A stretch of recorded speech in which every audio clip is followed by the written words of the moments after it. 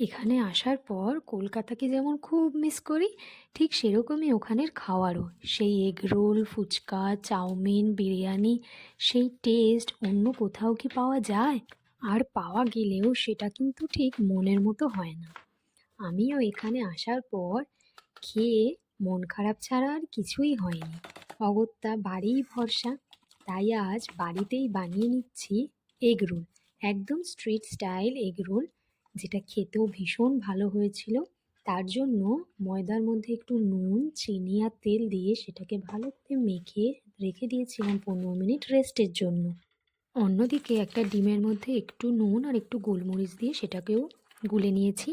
তারপরে ওই মাখানো ময়দা থেকে একটা একটা করে লেচি কেটে নিয়ে সেটা বেলে তাওয়ায় এপিট ওপিট করে ভেজে ডিমটা দিয়ে তেল দিয়ে ভেজে নিয়েছি।